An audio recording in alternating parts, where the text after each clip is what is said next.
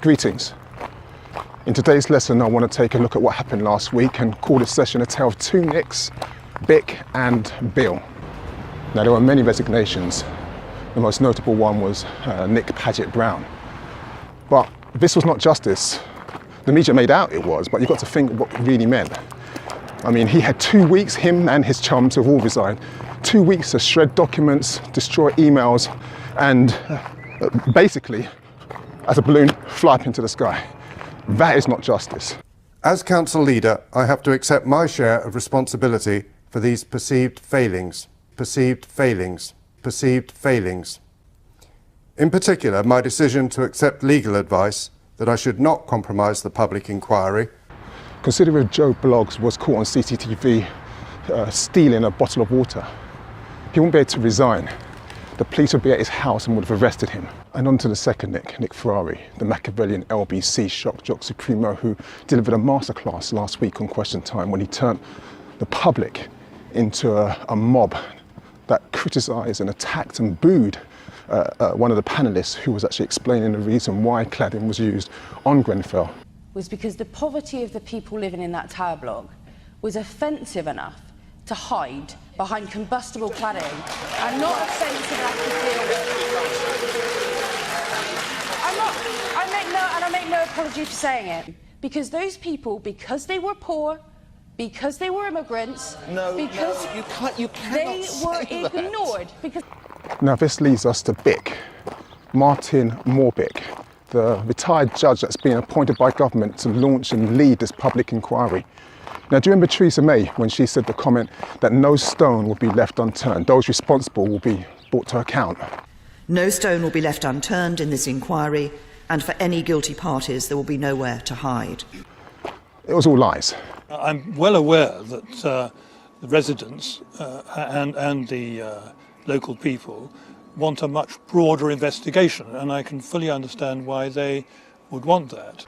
Because this judge has made it clear that his remit, despite having met the family and knowing their concerns, he's made it clear that his remit is going to be very, very narrow. He's looking at two questions, really.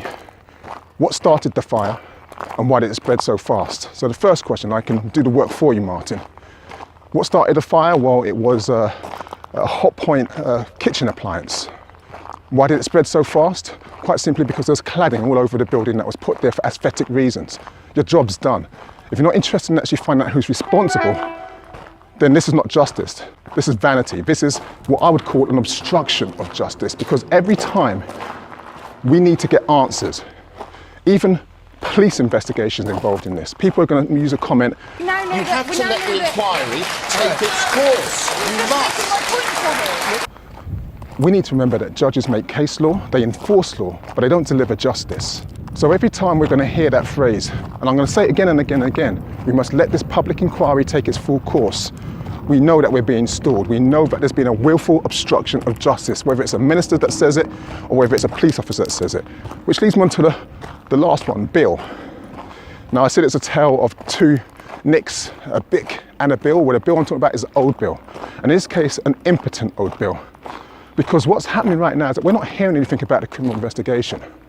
We're not hearing about police officers raiding offices and seizing hard drives and looking for evidence to take those who are guilty into custody and question them under caution.